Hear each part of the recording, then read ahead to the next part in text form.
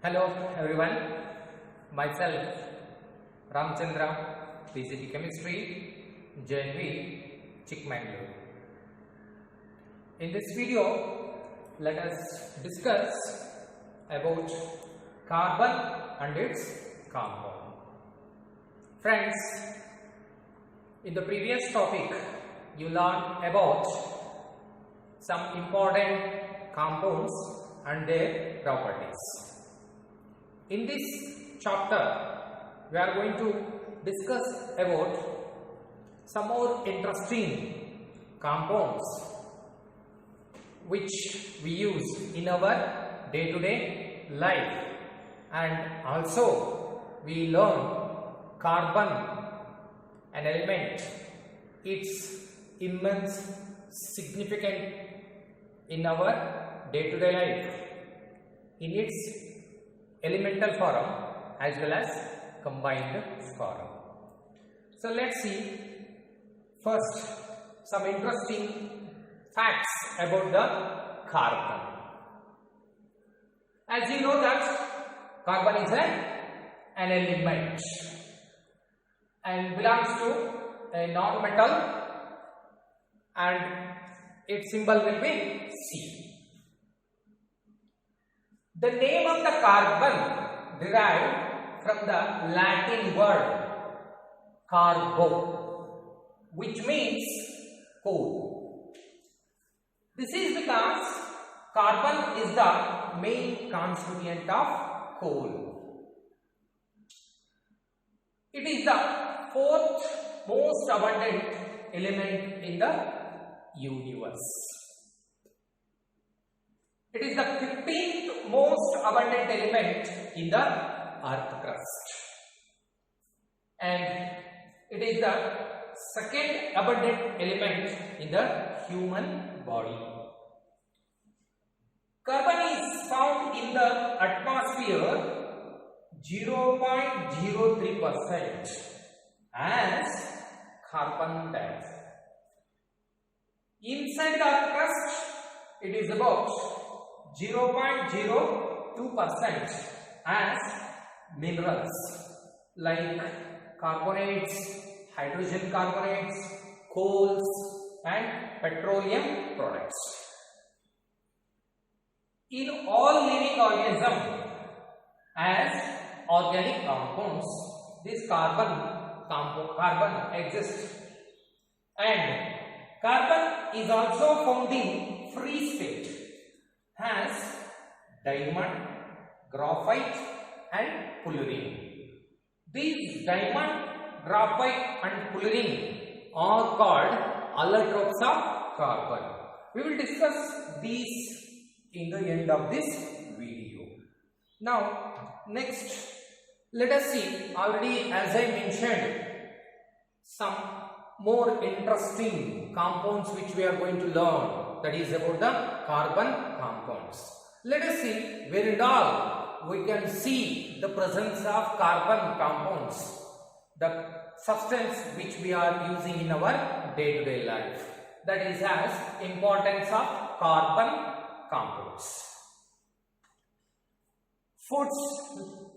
Food materials like starch, sugar, fats, vitamins, proteins, these are also consists of carbon compounds. We will use the fuels in our day-to-day life for various purposes like wood, coal, alcohol, petrol. These are also carbon compounds. Poisons like opium, strychnine are also contain carbon compounds. Drugs and disinfectants which we use normally like penicillin, quinine, aspirin, sulfa drugs also contain carbon compounds. Household and commercial articles like paper, soap, cosmetics, oil and paints, they do also contain carbon compounds. Textile fabrics which we use in our day-to-day life as cotton, wool, silk, linen, rayon, nylon are also made up of carbon compounds. Dyes, I mean colors, indigo, Congo red, malachite green, these are also contain carbon compounds. The war gases like mustard gas, chloropicrine, libizite, they also contain carbon compounds. So explosives like nitroglycerin, dynamite, picric acid, TNT, that is trinitro-toluene, are also consists carbon compounds. By seeing this, we can imagine the significance of carbon and its compound. So let us see there is a separate branch in chemistry that is called organic chemistry, which deals about the carbon compound. And the word organic means the living organism. It was believed that carbon compounds can be prepared by living things only, and this theory is known as vital force theory. But in 1828, Friedrich Holler, a scientist, disproved this theory by preparing urea, a pure organic compound, from an inorganic compound, that is cyanide. Here onwards, the people started to prepare organic compounds or synthesize organic compounds in the laboratory. So the new era is started. Here onwards. Next, why the study of carbon compound is a separate branch of chemistry? Already we came to know that a separate branch to study the carbon compounds as a organic chemistry. Why we study the carbon compounds, a separate branch of chemistry? It is due to the vastness in the number of carbon compounds. So as we see in the second slide, so there is no limit. So in our day-to-day life, if we observe, if we think, we can list the carbon compounds that will form an endless form.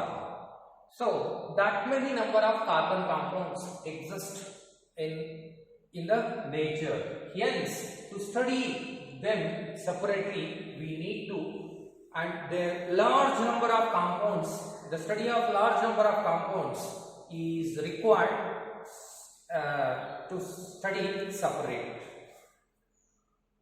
Then carbon with other elements such as hydrogen, nitrogen, oxygen, fluorine, chlorine, bromine, iodine and sulfur forms more than 5 million compounds. More than 5 million compounds. Whereas the other elements altogether forms about 70,000 compounds only. By seeing this status, we can easily understand there is a requirement of a separate branch of chemistry to study about the carbon compounds. So now let us see why that much vastness. What is the reason for the vastness in number of carbon compounds? So the important thing which we need to discuss in this topic. So it is because of the three factors which are responsible for the vastness in number of carbon compounds. That is bonding in carbon compounds, catenation, isomerism. These factors are responsible for the vastness in number of carbon compounds. We will discuss one by one all these factors in detail in this video. So let us take first the bonding in carbon compounds. So normally the bonding in carbon compounds which exist is covalent bonding. You already studied in 9th and 10th other topics about the bond and why bond formation will take place also. Now I am not going to detail about that as already learned. So we are now discussing specially about carbon compounds. As you know that the atomic number of carbon is 6 and its electronic arrangement is 2,4, that is K2L4, and this is the structure of atom. So inside the atom of carbon, the nucleus consists 6 proton and 6 neutron. External to the nucleus, we can see the first cell 2 electrons are arranged, and the next cell is second cell.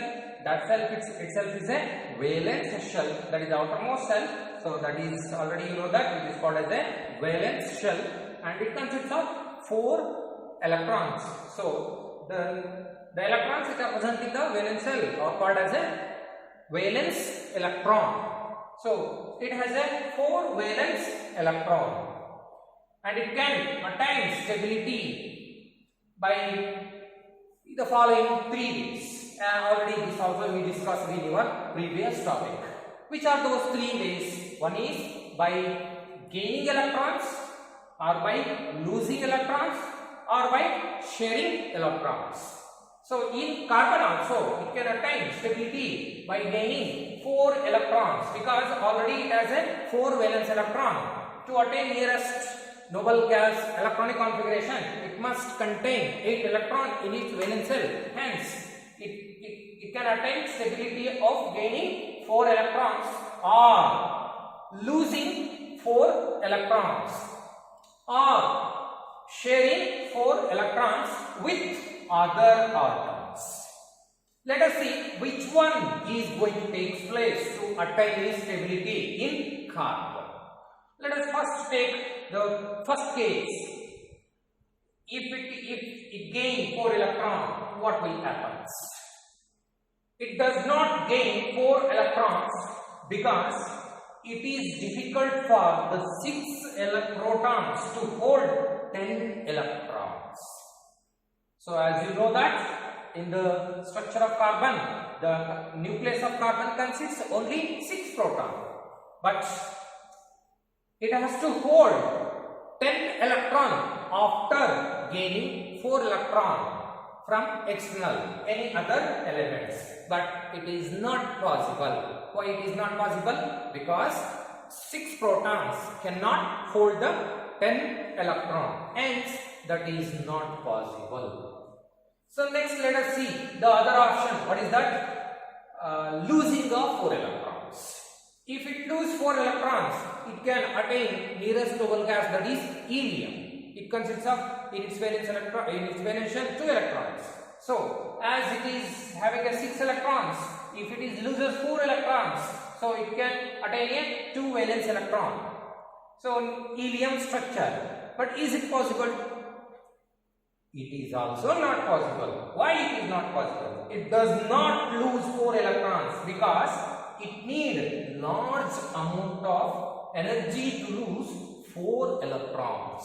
You know that the removal of electrons require energy.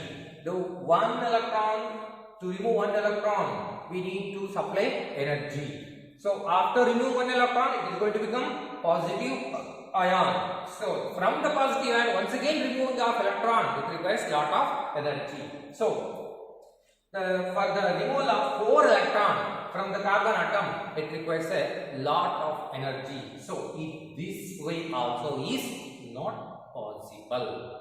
Then how it can? So we came to know losing of electron is not possible, gaining of electron is not possible to attain a stability. Hence it shares 4 electrons with other atoms to attain stability. resulting in the formation of a covalent bond. As you learned in your previous class, the formation of covalent bond, how it will take place. Since carbon atom needs 4 electrons to attain a stability, its valence is 4 and it is tetravalent.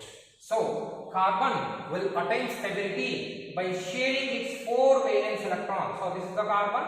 So these X represent the 4 valence electron of carbon.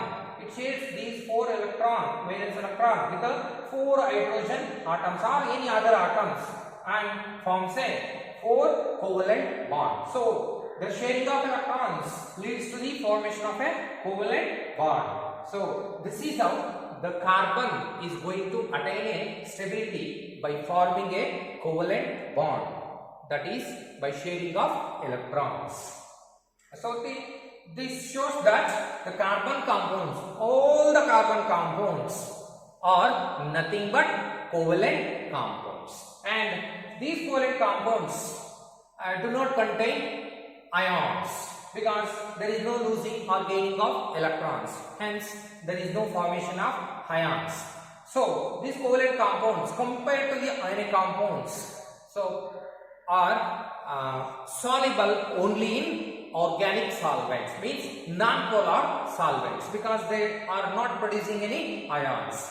Whereas ionic compounds, as you studied in your previous class, they are dissolving in polar solvents because they are consists of ions. And compared to the ionic compounds, you studied that they possess high melting point because they contain a strong ionic bond. Whereas covalent compounds possess a less melting point because that shows itself they are not containing ions. So this is the preliminary information. You can differentiate by using this. You can differentiate ionic compounds and covalent compounds. So let us discuss some more about the formation of a covalent bond. So covalent bond is a chemical bond formed by the sharing of electrons between atoms. The sharing of one pair of electrons results in the formation of single covalent bond. So you can see the formation of single covalent bond. Here of course this is a carbon compound. Sharing of two pairs of electrons resulting in the formation of a double bond. If two pairs of electrons shared between two atoms, that results in the formation of a two bonds. The two bonds we call as a double covalent bond. So you can see that in the diagram. So between these two carbons, two double bonds are formed. These two double bonds are formed because of sharing of two pairs of electrons between these two atoms. Next, and sharing of three pairs of electrons in the formation of a triple covalent bond. If three pairs of electrons shared between two atoms, there is a formation of a triple bond. So this is how the formation of a covalent bond takes place by sharing of electrons. So next we will see some examples of formation of covalent bonds, that is single covalent bond, double covalent bond, triple covalent bond, with few examples. So let us see formation of a single covalent bond with an example of hydrogen molecule. The atomic number of hydrogen is 1. You know it. Its electronic arrangement is 1 and it has 1 valence electron. To attain stability, it has to attain nearest noble gas electronic configuration, that is helium configuration. So to do that, it needs 1 electron more attain a stability. So two hydrogen atoms share 1 pair electrons, resulting in the formation of a single covalent bond in hydrogen molecule. So you can see that this is the one hydrogen atom, which consists of 1 electron, and it is another hydrogen atom which also consists of its 1 electron. So in this we can see that these two electrons are shared between hydrogen atoms. The sharing of electrons between two atoms will be represented in this fashion. So you know that, or if it is not discussed, so the representing this form dot or like this we call as a Lewis dot structure. So the sharing of electron between two atoms can be represented in this fashion. So now here these two electrons are shared pair, and these shared paired electrons belongs to both the atoms which are involved in share. So these two electrons, this hydrogen atom will feel that these two electrons are mine. So when it feels that these two electrons are mine, so it is now attaining a nearest noble gas, that is helium electronic configuration. So if we come here, this hydrogen also feels these two electrons. Already I mentioned the shared paired electrons belongs to both the atoms. So here it is also feel that these two are mine, so that it is also attained nearest noble gas, that is helium electronic configuration. Hence both are attained. So during that, the pairing of electrons leads to hold these two atoms together with a force. That force we called as a bond. So this type of bond we called it as a covalent bond, and one pair leads to the formation of a one bond that can be represented like this. So that is H2 molecule. Let's see formation of a double covalent bond. How the double covalent bond is going to form with an example of oxygen molecule. You already learned that the atomic numbers of few elements. The atomic number of oxygen is 8. Its electronic configuration is 2, 4. That is K2 L6. L6. It has a 6 valence electron in it. It needs 2 electrons more to attain a stability. So the two oxygen atoms shares 2 pairs electron, resulting in the formation of a double covalent bond in oxygen molecule. So you can see that this is the oxygen Lewis dot structure of oxygen, and this is the Lewis dot structure of another oxygen. So in the Lewis dot structure, we specially mention only valence electron, or the valence shell and the electrons in the valence shell. So it consists of 6 valence shell. It is also consists of 6 valence cells.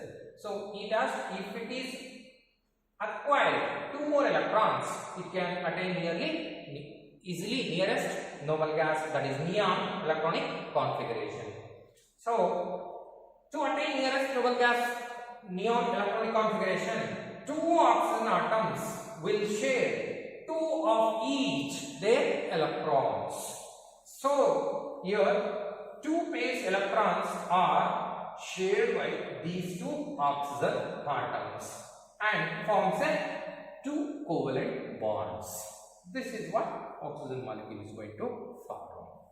This is how the double covalent bonds are going to form in non-metallic elements. So let us see the formation of a triple covalent bond with an example of nitrogen molecule. So nitrogen, the atomic number of nitrogen is 7. Its electronic arrangement is 2, 5, that is K2L5. So by this what we can conclude, it has a 5 valence electron in it. And if it is having a 5 valence electron, it needs 3 more electrons to attain a nearest noble gas electronic configuration. So 2 nitrogen atoms shares 3 pairs of electrons, resulting in the formation of a triple covalent bond in nitrogen molecule. So let's see that. Of course, in its valence shell we see 5 electrons. So 2 nitrogen of same. So they to attain 8 electrons in their valence shell, they are going to share 3 pairs each. So that when they share 3 pairs, so 3 pairs is nothing but 6 electrons. So these 6 electrons belongs to both of the nitrogen atom. So if they are feeling these 6 electrons of their own, so let us see in each 6 plus 2, 8 electrons. That is the way 8 valence electrons exist in nearest, that is neon noble element. So it is a noble element electronic configuration. So if you look into this nitrogen, so these two and share 6 electrons, 6 plus 2, 8 electrons. So it also attained nearest neon electronic configuration. So both are attained nearest noble element electronic configuration, hence they attain the stability. So while doing so there is a formation of a 3 covalent bond takes place. So this is a 3 covalent bond between nitrogen atoms, that is N2 molecule. So this is how the covalent bond formation takes place in different non-metallic elements. Next, carbon atom, already we learned in the third slide, that is how the carbon is going to form a bond, what type of bond. So the continuation to that, carbon atom can form a multiple covalent bond. There we saw only single bond, the 4 single bonds formed between carbon and 4 hydrogen atom. So in the same way, the carbon atom can also form multiple bonds. Multiple bond means double or triple bonds. When it is going to happen? If sufficient number of other atoms are not available. In order to satisfy the 4 valences, carbon forms a double or triple bond between 2 carbon atoms. So you can see here these 2 carbon atoms are formed a single covalent bond with a hydrogen atoms. So when there are sufficient hydrogen atoms are available, during that time it is going to form a single covalent bond. If sufficient atom are not available, during that time these carbons are going to share more than 1 electrons each between 2 carbon atoms. So in this example, so called ethene, in this example, so these 2 carbon atoms share 2 electrons each, that is 2 pair of electrons between them. Hence, there is a formation of a double bond. So whereas in this, we will discuss once again in detail further. So just here an example I am taking. So in this molecule, this is ethyne molecule. So in this molecule, we can see 3 pairs of electrons between 2 carbon atoms. So why 3 pairs of electrons are shared between carbon atoms? Because other atoms are not available for it. So that it form a triple bond. Like this, not only single covalent bond formed between carbon and carbon atoms, but between carbon and carbon atoms we can see the formation of a double bond, also triple bond. So that is what we came to know about the formation of a bond in carbon compounds. In the beginning itself, we came to know the reason for the vastness in number of carbon compounds. One is bond formation, another one type of bond formation, another one is catenation, third one is isomerism. So now let us see the catenation. So what is the meaning of catenation? The carbon atom can form a bond with other carbon atoms to form a long chains, different length long chains, branch chain and closed rings.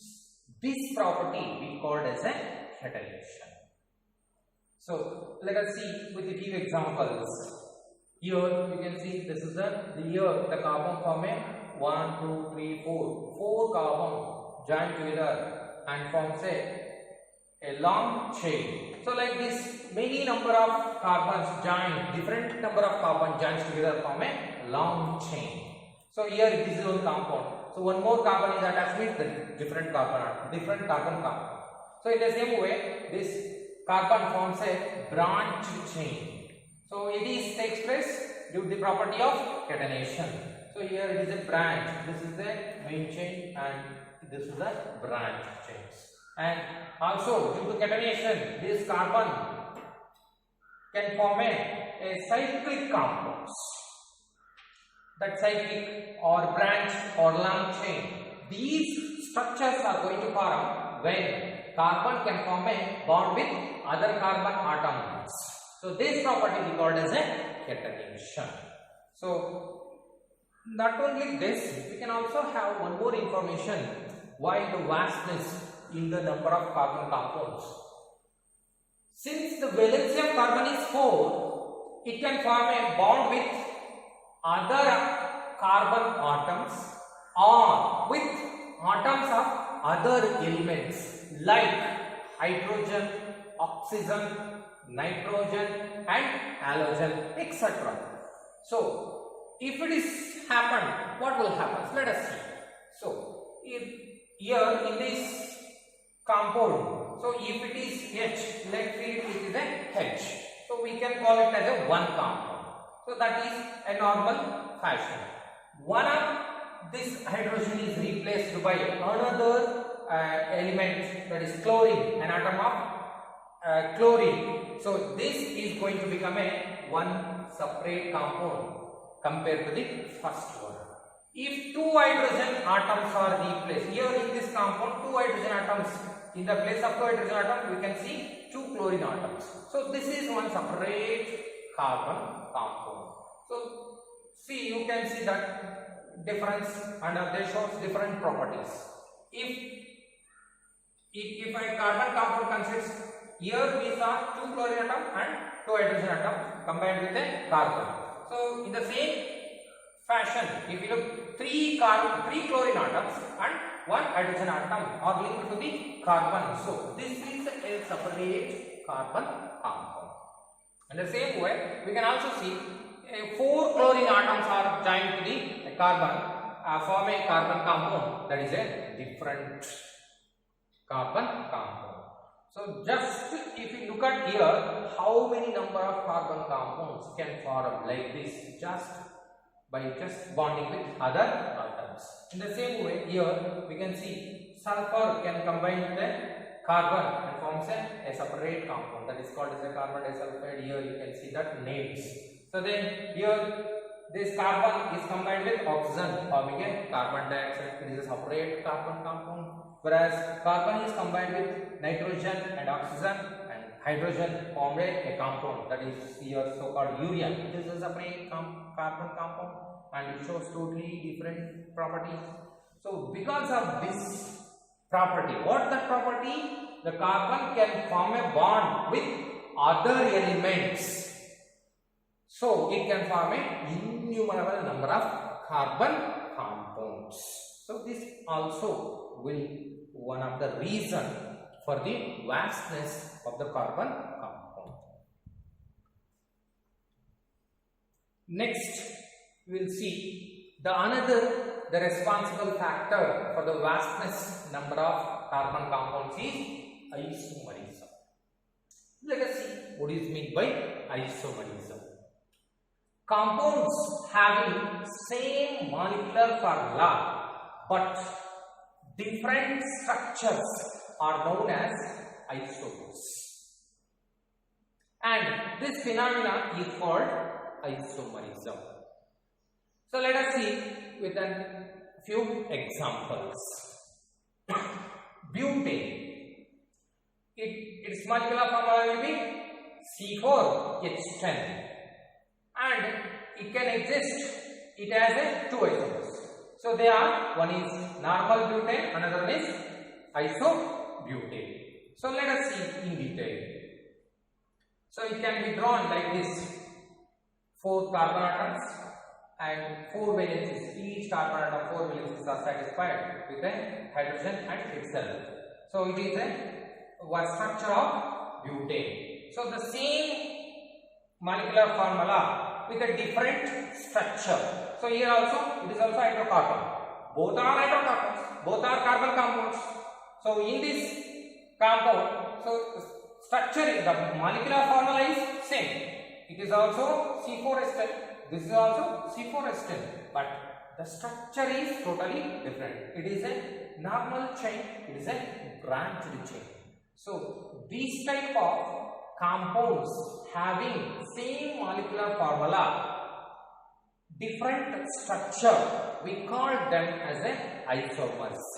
So here these two are isomer of butane. So here these two exhibits same chemical property but different physical properties. So because of this reason also this reason is also become one of the most important reason for the large number of carbon compounds in the nature. We will see some more examples about the isomers. We saw that butane. Let us see pentane. There one more compound, that is pentane. Its formula is, molecular formula is C5H12.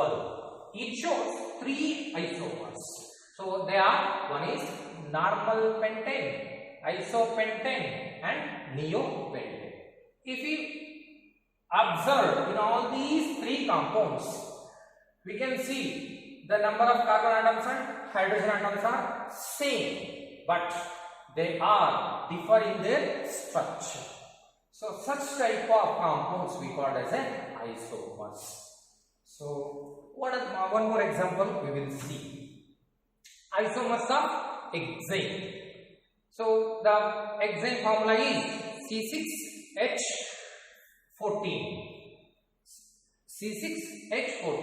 So if you count the number of carbon and number of hydrogen in each of these compounds same, but they differ in their structure. So here it is a normal hexane. So this one is 2-methyl pentane. How to name this we will learn next following slides. So this one is the 3-methyl pentane. This one is the 2,3-dimethyl butane, and this one is the 2,2-dimethyl butane. So these are the isomers of hexane. So this is how, by seeing this, what we can understand here. So this isomerism will leads to the existence of innumerable carbon compounds in the nature. Next, we will discuss about a class of compounds called hydrocarbons. So these hydrocarbons are nothing but carbon compounds. Hence, we are discussing about these hydrocarbons in detail in this topic. So let us see what are hydrocarbons. Organic compounds containing carbon and hydrogen only are called hydrocarbons. So example, methane and ethane. So these hydrocarbons are category of organic compounds. What is the specialty? They consist only carbon and hydrogen. Such compounds we call as a hydrocarbons. So let's see the classification of hydrocarbons, the types of hydrocarbons. So types of hydrocarbons can be classified like this. Hydrocarbons can be broadly classified into 2 types. One is open chain hydrocarbons. They are also called aliphatic compounds. Open chain compounds or open chain hydrocarbons or aliphatic hydrocarbons. Another category of hydrocarbons are closed chain or ring structure. Ring. They consist ring. So now further this open chain hydrocarbons classified into 2 types. One is saturated hydrocarbons, another one is unsaturated hydrocarbons. So these saturated hydrocarbons will be called as alkanes. They consist single bond in them. So further we will see each type. The unsaturated hydrocarbons were further classified into 2 types. That is alkene, which consists of 2 bonds, that is double bonds. The alkynes consist of triple bonds. So we can see further once again. in detail. So in this topic, we are discussing in detail about the open chain or polypeptide hydrocarbons. Closed chain organic hydrocarbons will be studied in the next 11th class or 12th class. So let us see the further in detail about these saturated and unsaturated hydrocarbons.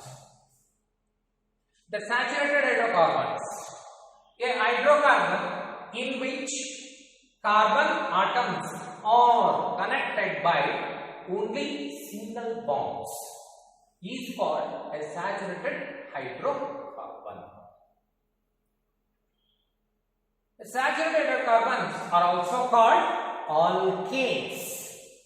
So you should observe carefully the spelling. Alkanes, a single letter if it is changed means it is going to become a different hydrocarbon. And the general formula of hydrocarbon or alkane is CnH2n plus 2.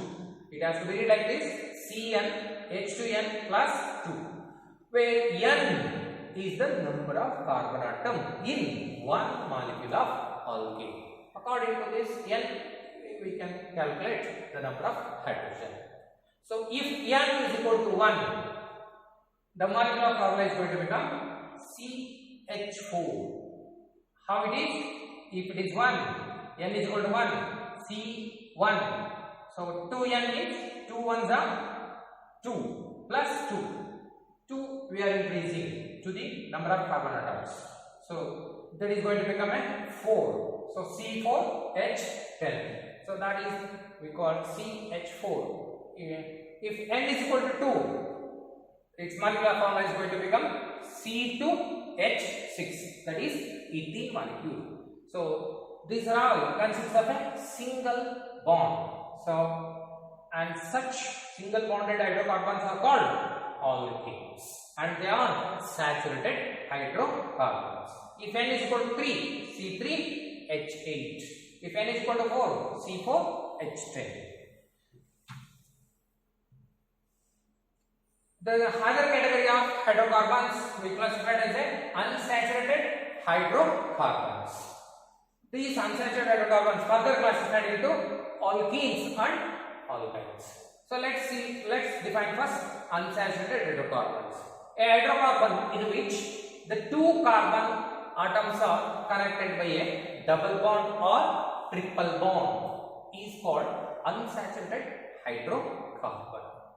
Examples of unsaturated hydrocarbon is alkenes and alkynes. So let's see in detail the alkenes. An unsaturated hydrocarbon in which the two carbon atoms are connected by a double bond is called an alkene. In general, the general formula of the alkene is CnH2n. As we see, the general formula of alkane is CnH2n plus 2. Here, in alkene, general formula is CnH2n. So 2 less. If N is equal to 2, the formula is going to become C2H4. So that will be called as a ethene. So the molecular structure is going to become like this. So between carbon atoms, if two double bonds are exist, they are called alkene. So and when the double or triple bond are exist, they are called unsaturated hydrocarbons. If single bond is there in between carbon atoms, such compounds are called saturated hydrocarbons and they are called as alkanes. So here if N is equal to 3, C3H6. The formula is going to become C3H6. That is called propane. So that will be represented in this fashion. So you can see between these two carbon atoms the existence of two bonds. Hence it is unsaturated, and if it consists of only two double bonds between carbon, it is called as an alkene.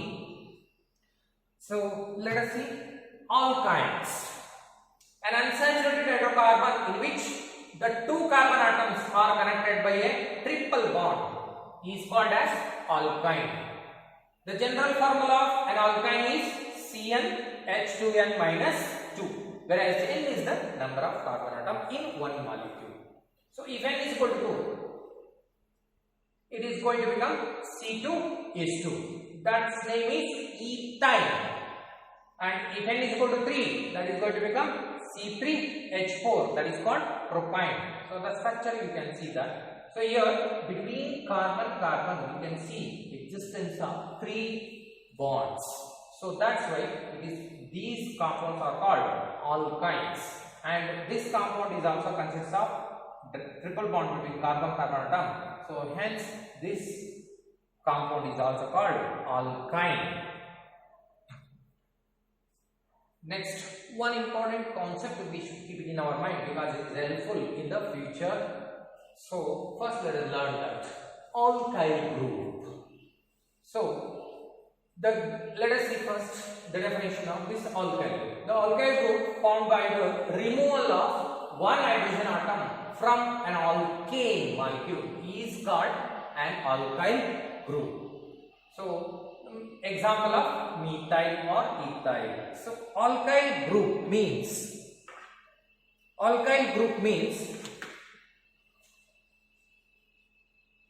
this is, you already learned, this is a methane. Methane consists one carbon atom and 4 hydrogen atom. So if one of the hydrogen is removed along with the shared paired electrons, along with the shared electrons, so the result, it results into the formation of a group or a species. So the unshared electron will be represented as a free valence electron. This free valency will be represented in this fashion. This can also be represented like this.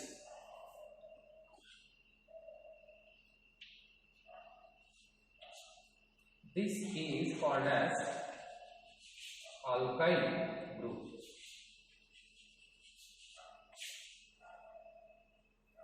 So in the same way we can also see that this is your CH3, ethane. In this ethane, so this ethane can be written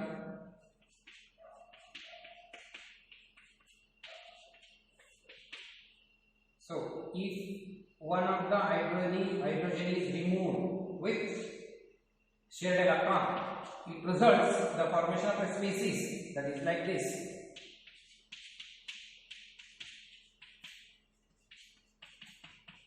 This species can be represented as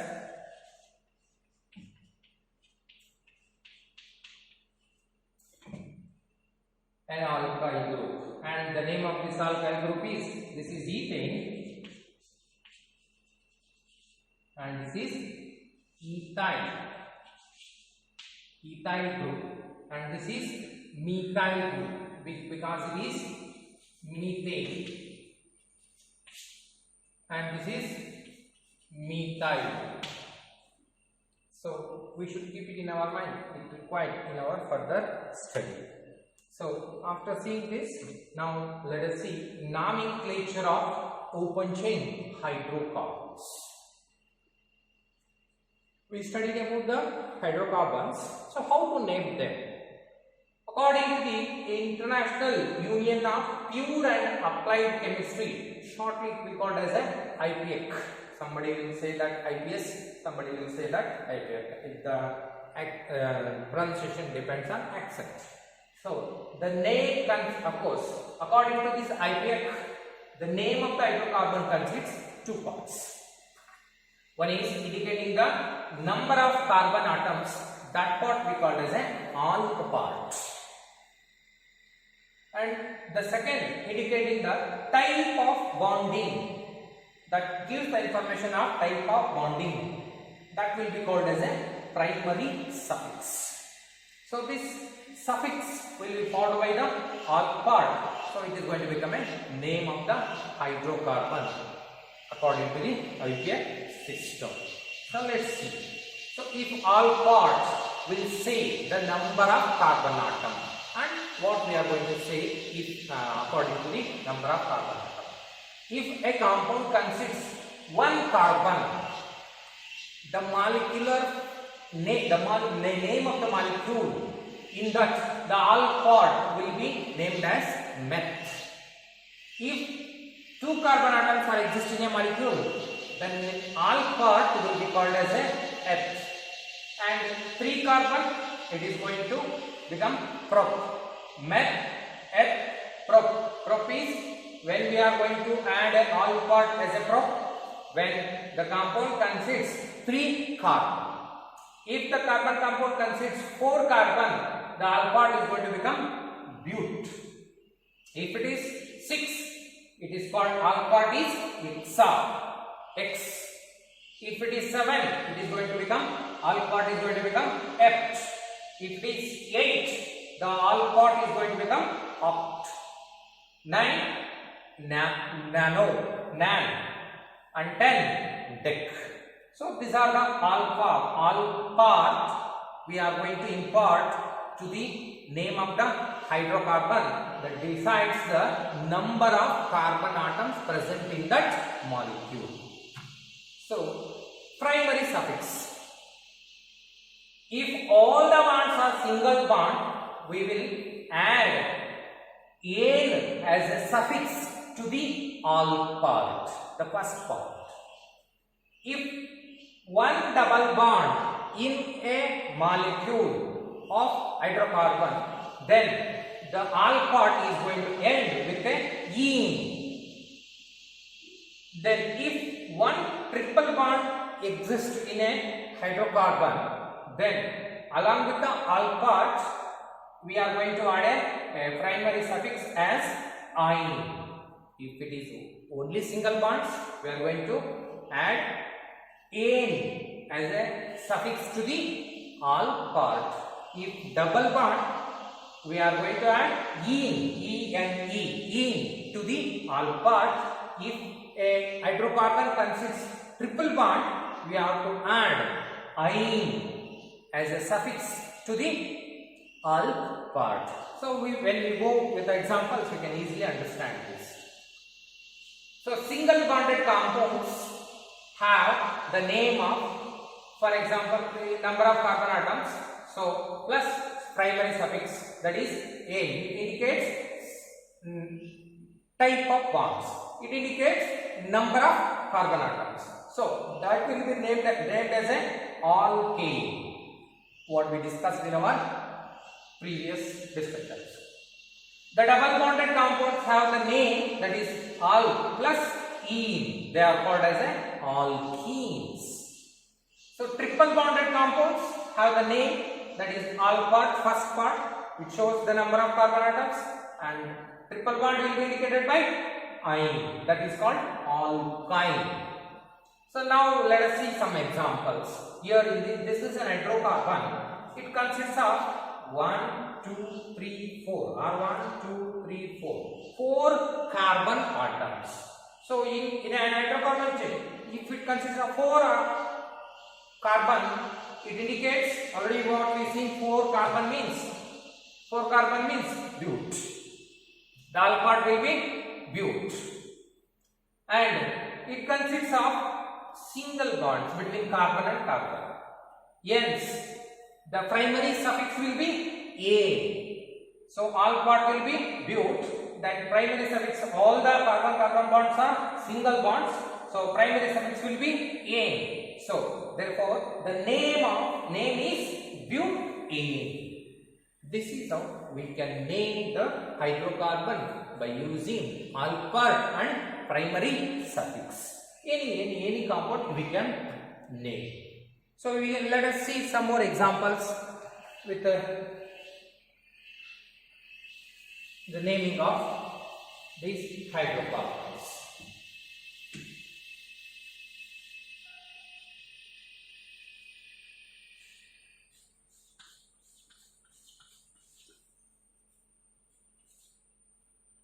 This, let us name this according to IUPAC system, hydrocarbon.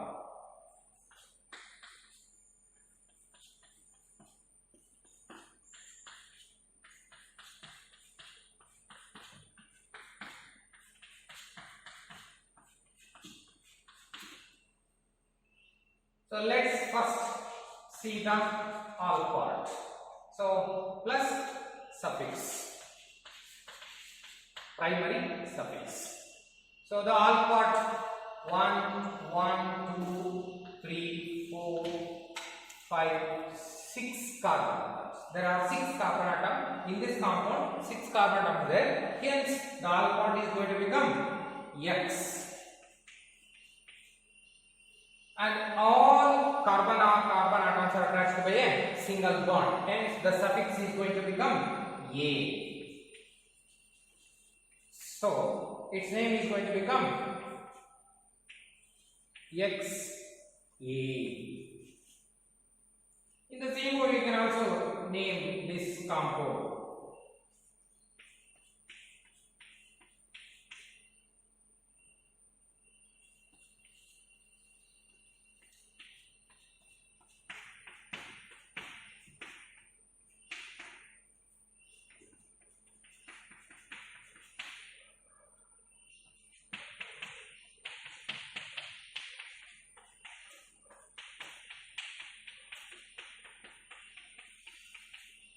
So here the all part is going to become 1, 2, 3, 4, 5, 6, 7. So all part is going to become hept.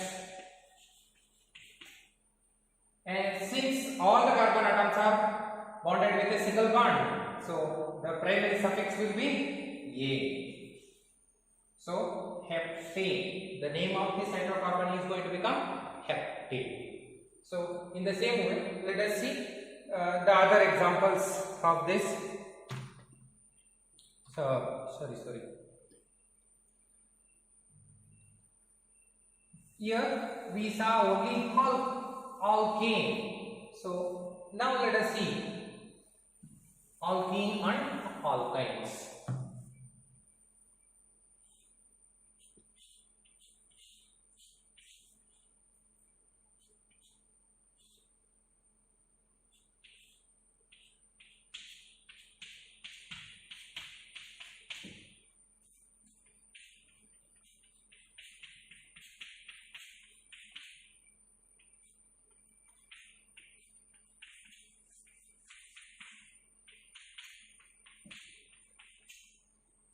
Here let us name this hydrocarbon.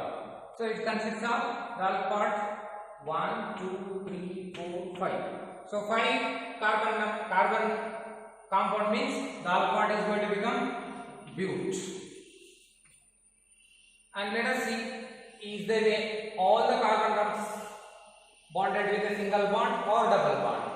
So we can see existence of one double bond. So the primary suffix is going to become E. So it is going to become E. So its name is going to become bute. So in the same way, we can also see I will modify this only.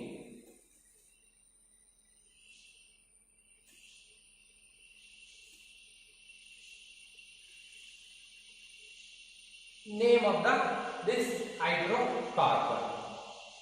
So here the all part is going to become 1, 2, 3, 4, 5. So here once again it is going to become all part is going to become bute. So let us see primary suffix. So it consists of one triple bond. So we should take care of all the valencies of 3, 1, 2, 3, 4. So 4 valencies are satisfied. So this carbon compound or hydrocarbon consists of one triple bond. Hence, the primary suffix is going to become ine, Y-N-E, butane. So, like this, we can name the hydrocarbons by using all part and primary suffix. So, let's see another important concept about these organic compounds. So we know we kept on these hydrocarbons. Hydrocarbons consists hydrogen and carbon. In these hydrocarbons, one or more hydrogen atoms are replaced by an atom or a group of atoms, and these replaced atom or a group of atom is going to have a control on the property of that hydrocarbon. We call that group or an atom as a functional group. So let us discuss in detail about the functional group. An atom or a group of atoms which decides the property of a carbon compound is called functional group.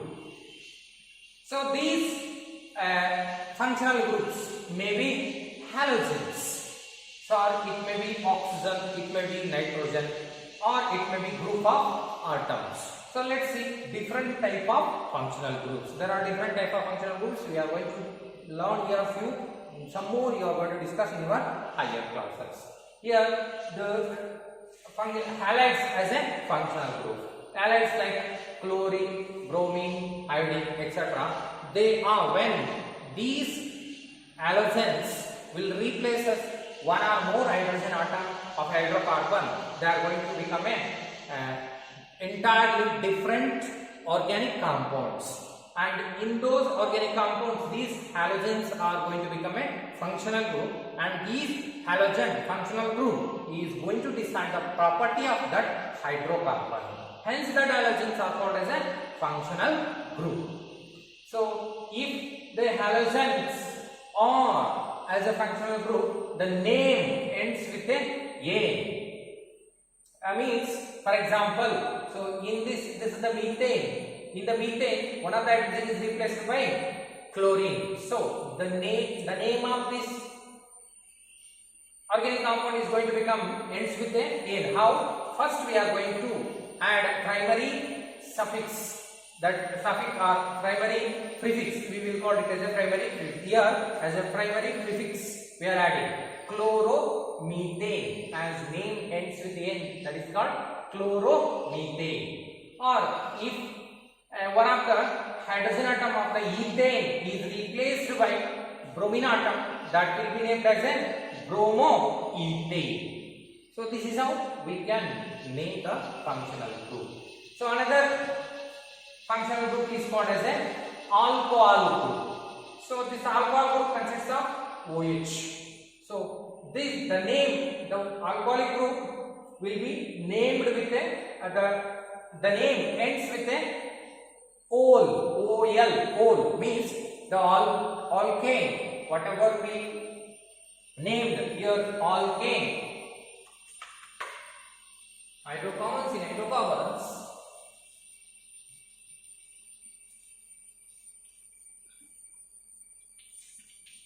This is your methane. In this methane, one of the hydrogen is replaced by alcoholic group. Before that, this is methane.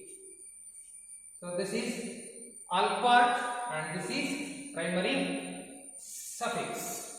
So in this, if you are replacing one of the hydrogen with an alcoholic group, alcoholic functional group, that is with an OH group. Now its name. So here E part of the alkane, this is called alkane. The E part of the alkane will be replaced by ol, substituted by ol. This will be named as a suffix as a ol. So how we can write this? Methanol.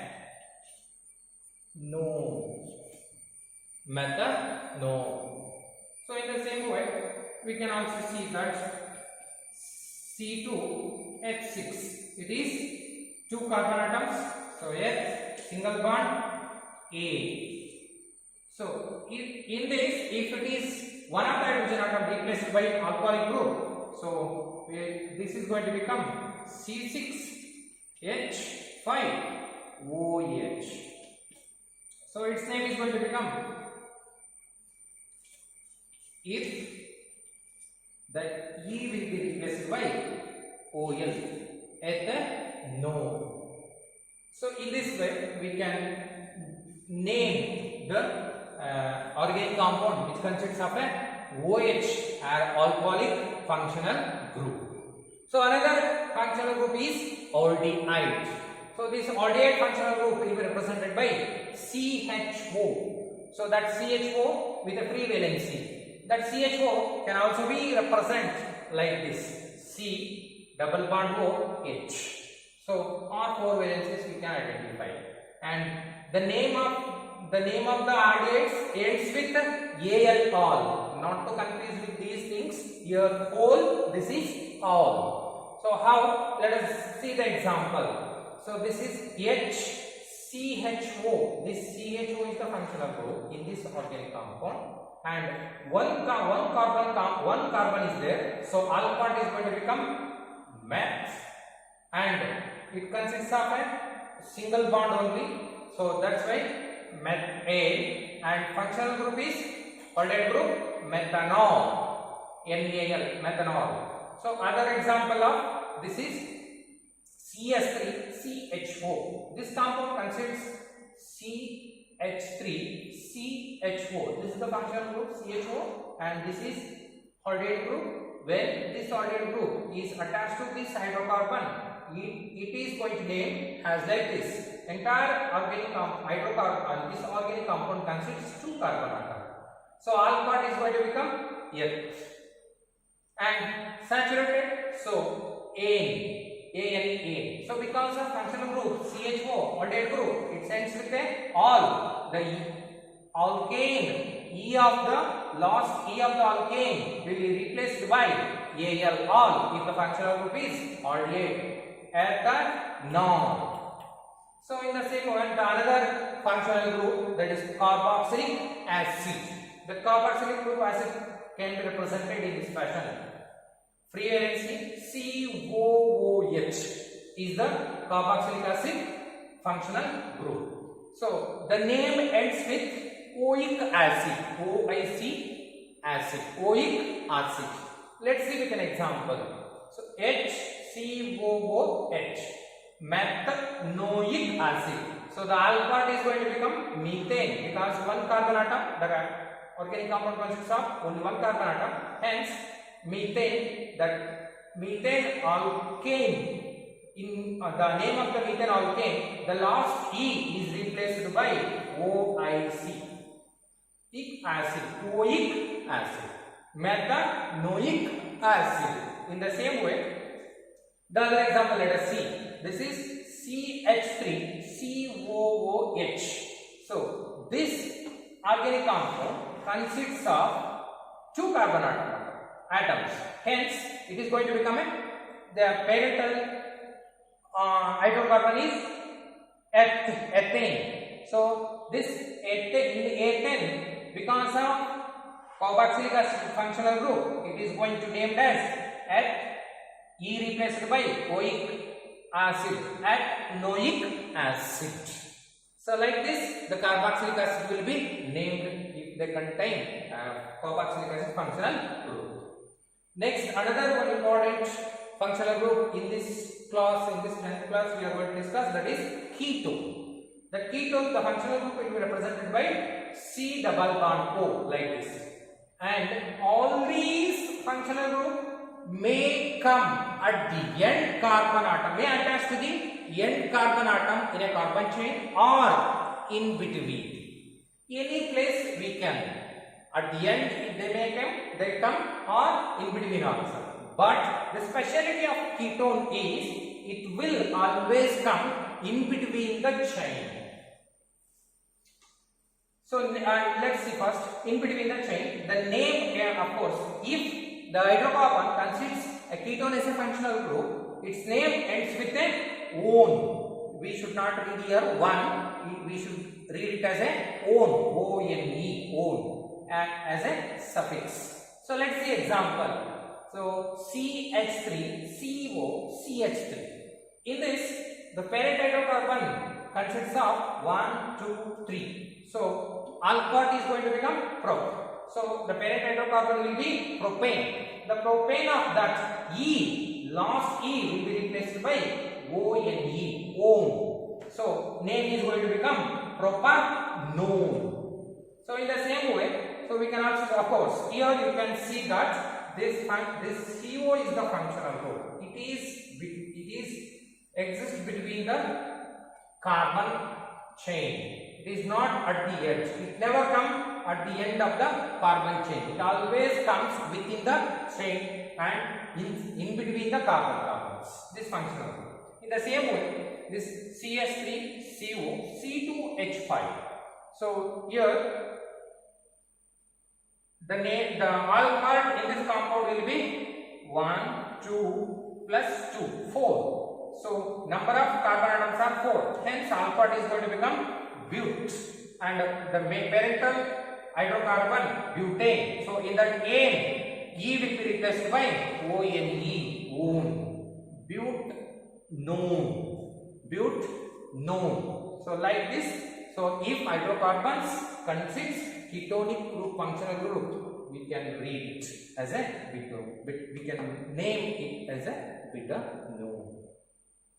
So now this is how we can see the functional group. Of course, by seeing this functional group, we can understand, we can feel one more information or one more thing, that because of this functional group also the carbon compounds are able to exist that many number of vast number. So next we will see, followed by the last one. Once again we will see that nomenclature of this compounds, nomenclature of the compound containing a functional group. So functional group, if it is halogen, so it will be read it as a prefix, or it will be suffix. Prefix and suffix, you know that prefix, suffix, superscript, subscript in your maths class. So here prefix means before, suffix means after. So with examples, so functional group will be, the name of the functional group will be added to the main hydrocarbon chain, either prefix or suffix. If it is halogen, normally we are going to use the functional group name as a prefix. Like example, chloro or bromo. So best example is here, this is propane. So 3 carbon atoms, propane, and functional group is chlorine. That's why its name is chloropropane.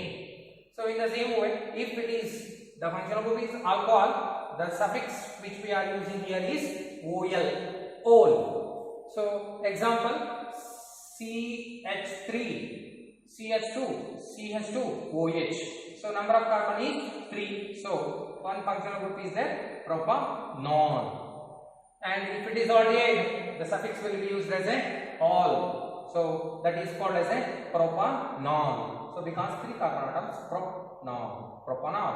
So ketonic group, if it is ketonic group, so the suffix will be used as a ONE, own. So 1, 2, 3, propanone. If it is, the functional group is carboxylic acid, the suffix will be OIC, oic acid. So here CH3, CH2, COOH. So 3 carbon atoms. So propane, that is propanoic acid. In this way we can name the functional group, nomenclature of functional group. Next we will see here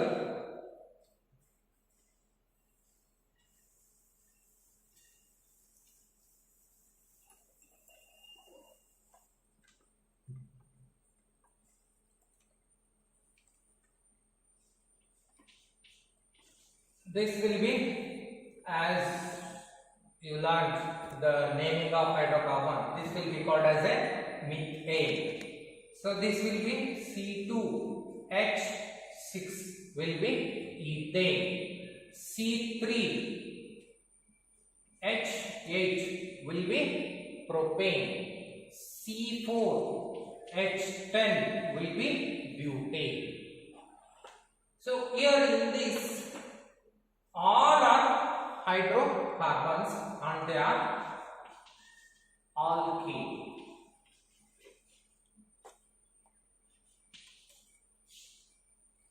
and these alkanes, we can see the difference between of these two is CH2. From year to year, one carbon atom is increased, two hydrogen atoms are increased. So they have a difference of one CH2. So if you observe these two, here also we are seeing one CH2 group difference.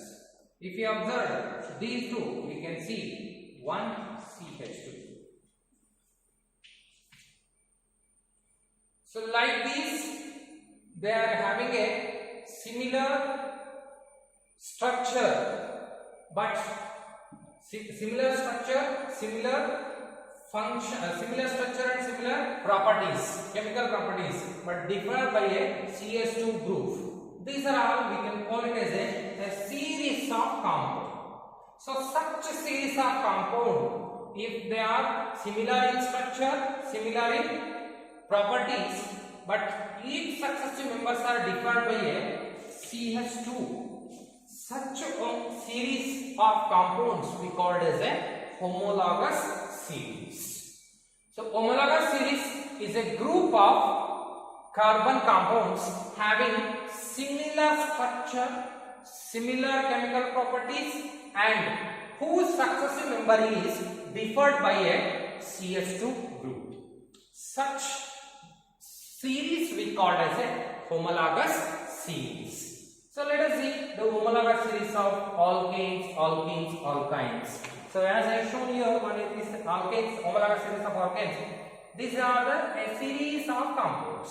In this series of compounds, if we extracted this structure, the structure is going to become similar, and their chemical properties also similar, same, but they shows differ in their physical property. They are differ in their physical property. They are similar in chemical property as well as structure. Such type of series of compounds we called as a homologous series. And here the alkanes. So see here, these are all alkanes. These are all a homologous series of alkanes, and these are all homologous series of alkynes. So in the same way, so homologous series of, these are all homologous series of aldehydes. Why they are called as a homologous series of aldehydes? They contain functional group aldehydes and they have a similar structure. If we write, all those are going to become a similar, have a similar structure, and these shows their chemical property is similar, but differed by a CH. Each successive member is differed by a CH2. From here to here, we can see only CH2 group is increased. From here to here, there is a difference between CH2. So this type of series of compounds we called as a homologous series. These are the homologous series of aldehydes. These are the homologous series of alcohols. These are the homologous series of carboxylic acids. So this is about the homologous series.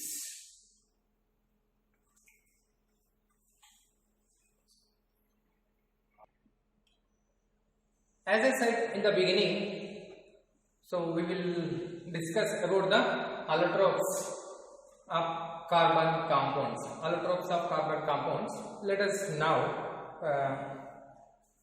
discuss about the allotropes of carbon. Before going to see the allotropes of carbon, let us have the meaning of allotropes. The various physical forms in which an element can exist are called as allotropes of the elements. The carbon element exists in three solid forms called allotropes. They are diamond, graphite, Buckminster fullerene. So diamond and graphite are two common allotropes of carbon which are known to us for centuries. This Buckminster fullerene is a new allotrope of carbon which has been discovered recently. The properties of diamond and graphite are well known, but the properties of Buckminster fullerene are still being investigated because it is recently identified. All the electrons of carbon burns on strong heating to form a carbon dioxide, and the formed carbon dioxide gas, if it is passed through the lime water, it turns to milky. So it shows that all the electrons of carbon contain carbon. So now next we'll see about the diamond in detail. So diamond is a colorless, transparent substance having an extraordinary brilliancy. Diamond is a quite heavy and extremely hard, and it is the hardest natural substance known in the nature. Diamond does not conduct electricity. So let us see the structure of diamond. In diamond, each carbon atom in the diamond crystal is linked to 4 other carbon atoms by a strong covalent bond. You can see this is the structure of diamond, and these red dots or red spheres represent the carbon atoms, and each carbon atom in a diamond is bonded to a other 4 carbon atoms with a covalent bonds. The 4 surrounding carbon atoms are at 4 corners of regular tetrahedron. You can see this is 1, 2, 3, 4 tetrahedron carbons, regular tetrahedron, and which are powerfully bonded to one another, forms a network of covalent bonds. Like this forms a network of covalent bonds. This is a portion what I show here. Due to this, diamond structure is very rigid. Because of tetrahedral network-like structures, this diamond is going to possess very rigid, and this rigid structure make it very hard, and also responsible for high density and melting point. So, as you learned that diamond is a non-conductor of electricity. Let us see the reason for this. In the diamond, only carbon atom exists because it is an electron of carbon. The carbon atom has 4 valence electron in it. In diamond crystal, each carbon atom is linked to 4 other carbon atoms by covalent bond, and hence all the 4 valence electrons of each carbon atom are used up in forming the bonds, since there are no free electrons in a diamond crystal. Hence it does not conduct electricity. So diamond can be made artificially by subjecting pure carbon to very high temperature and pressure. These are called as a synthetic diamonds. So the prepared diamonds, human made diamonds are called synthetic diamonds. What is the difference between the synthetic diamonds and natural diamonds? The synthetic diamonds are small but are otherwise indistinguishable from natural diamonds. So this is about the structure and other properties of diamonds. Let's see about the uses. This diamonds will be used in glass cutters. You can see the glass cutters. For making jewelry, this is well known thing. And a sharp diamond edge knife, it is called as a keratoma, is used in eye surgeons to remove cataract from the eye. You can see this is the keratoma. It consists of a sharp edged knife consists of a diamond. It is made up of diamond. And the diamond studded saw and drill bits, the borewell bits, or the saws, some saws in machinery parts where they are using, they are studded with a diamond. So these are the few uses of diamonds. So this is about the diamond. Next we will see about the graphite. The structure of graphite is very different from that of the diamond. A graphite crystal consists of a layer of carbon atoms. There we saw that 3-dimensional network. Here we are seeing a layer of carbon atoms, the hexagonal layers. Now let us see the graphite structure. Each carbon atom in a graphite layer is joined to 3 other carbon atoms. Each carbon atom in graphite crystal joined to 3. This one, this is one, this is 1, 2, 3. Each carbon atom is joined to 3 carbon atoms in the layer of graphite by a strong covalent bonds to form a flat. This is a flat hexagonal ring structure, and this is called as a array. The various layers of carbon atoms in graphite, various layers of carbon atoms. This is one layer, this is another layer, this is another layer, like this. Various layers we can see in the graphite crystal. The various layers of carbon atoms in graphite are quite far apart. They are quite far apart, so that no covalent bond can exist between them. The various layers of carbon atoms in a graphite are held together by a weak van der Waals force. Since the various layers of carbon atoms in a graphite are joined by a weak force, they can slide over one another. Due to this sheet-like structure, graphite is a comparatively soft substance, and it is the softness of the graphite which makes it useful as a dry lubricant for the machinery parts. Graphite is a good conductor of electricity, whereas diamond is a bad conductor of electricity. It is because in graphite crystal, each carbon atom is joined to only 3 other atoms by a covalent bond. Thus, only the 3 valence electrons of each carbon atom in graphite are used in bond formation. The 4th valence electron of each carbon atom is free to move. Due to this, the presence of free electron in graphite crystal to conduct electricity. Like diamond, graphite also have very high melting point. So uses of graphite, due to its softness, used as lubricants both in dry and wet forms. Graphite is a good conductor of electricity, due to which graphite is used for making a carbon or graphite electrodes in dry cell as well as an electric arc. Graphite is used in making a pencil leads. Last allotrope of carbon is Buckminster fullerene. Buckminster fullerene is an allotrope of carbon containing a cluster of 60 carbon atoms joined together to form a spherical molecule. So it is named Buckminster because engineer his name is Buckminster. So he designed the dome. That dome is having the shape of this. That's why this molecule also having the shape of that. Hence it is named as the Buckminster fullerene. So it is a dark solid at room temperature. It differs from the other 2 allotropes of carbon, that is diamond and graphite, or GAIN molecule, which consists of an unending network of carbon atoms. But Buckminster fullerene is a very small molecule made up of only 60 carbon atoms. Diamond is extremely hard, whereas graphite is soft. On the other hand, the Buckminster fullerene is neither very hard nor soft. The other properties of Buckminster fullerene is still being investigated.